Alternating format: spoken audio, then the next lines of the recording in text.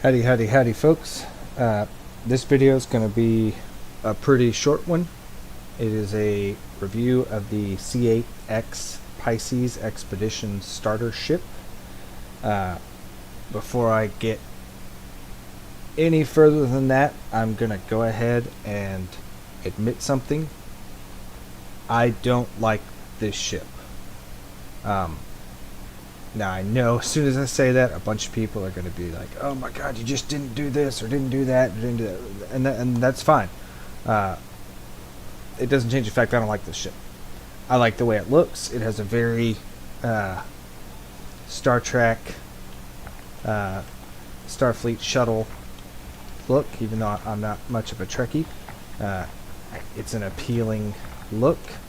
It's just... there's so much. We'll get to that later, though. Now that I've got that out of the way, let's talk about the ship a bit. So, this is stacked at the $60 point with the Drake Cutter. It's direct competition. It is $60 for the starter pack, which includes game access, and this ship you see here, although it's kind of dark, because I just don't have any luck with missions in the Arc Core system. They always seem to be on the dark sides of the moons. It's $45 for a standalone ship, and it's also fairly inexpensive in game. It's 406,000 Alpha UEC, so not hard to save up to buy. We'll go over some of the components real quick. It has 4 size 1 gun mounts and 2 size 1 missiles. So it's got respectable firepower, although the 2 on the nose are gimbaled Bulldog repeaters, which are great. The 2 on the wings are Omnisky laser cannons, not so great, because having mixed weapons like that means if you are trying to fire them all at once, the laser cannons will actually travel slower and will make the odds of hitting your target with all your rounds in one burst a lot smaller. Like, it's tougher to do. As far as the internal components, we've got 1 size 1 power unit, 1 size 1 shield unit, 2 size 1 coolers, and a size 1 quantum drive. One minor benefit of this ship over its competitors is all of those components are grade C from the start, which means they're just a little bit higher quality. But this is kind of offset when we start looking at the stats of the actual ship. The hull HP on this is abysmally low at 3,250. It is the lowest of all the starters. The shields stock are tied with the Origin 100i at 1,500, and that's tied for the lowest. It's rough. The DPS is actually pretty high, 642. However, that's a bit misleading. The SCM speed is about the same as the Aurora MR. It's 142 meters a second. The maximum speed is a respectable 1,150. We'll go over some pros and cons. So it is an agile little ship. It does fly very well. I cannot lie. It flies fantastic. It's responsive. It's fairly maneuverable. We already discussed. I think it's a good looking ship. It's got a ramp, which, I mean, that's a minor thing to a lot of folks, but I love ships with ramps. It just makes doing things in them easier. It's got a decent internal space. It's got 4 SCU of cargo, and it sets the cargo on these sides here. It's actually marked. We've got 2 jump seats, which can be helpful, if you're wanting to run bunkers. with a couple of friends. It's nice for them to have a place to sit on your ship, because sometimes when you're maneuvering to land or take off, it just throws them around inside, which is kind of hilarious. And I mean, it has decent firepower out of the gate.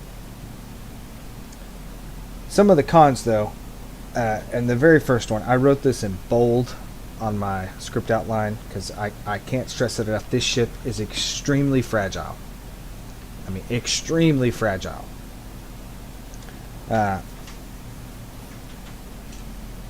It's got decent space, but I don't know of a ground vehicle that you can fit in here. I mean, I'm sure there's videos of people putting all sorts of crazy stuff inside the ships.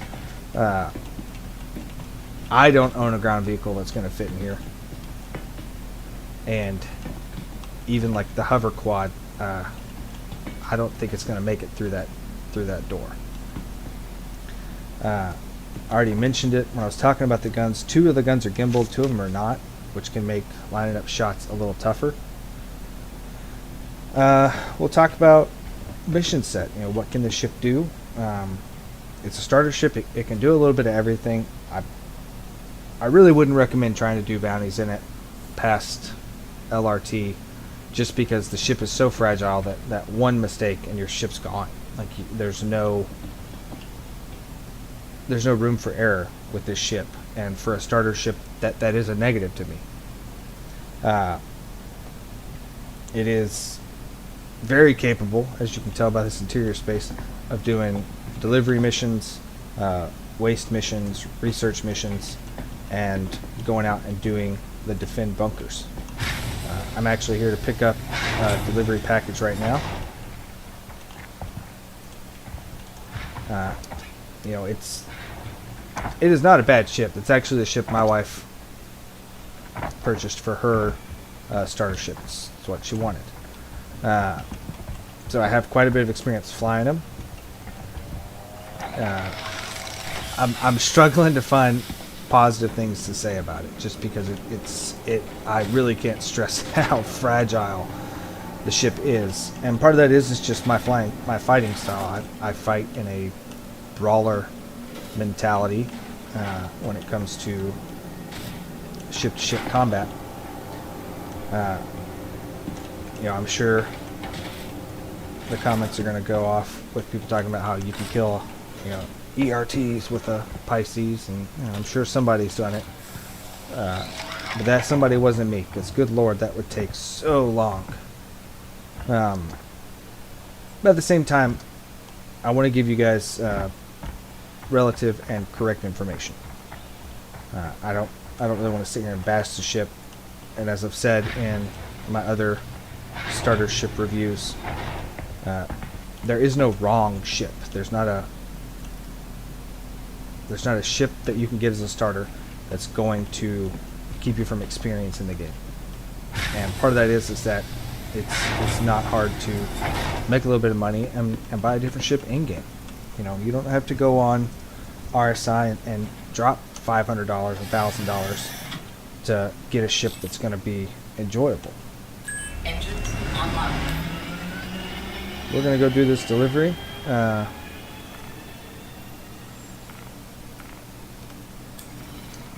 Takeoff complete. I don't have a whole lot left to say about it.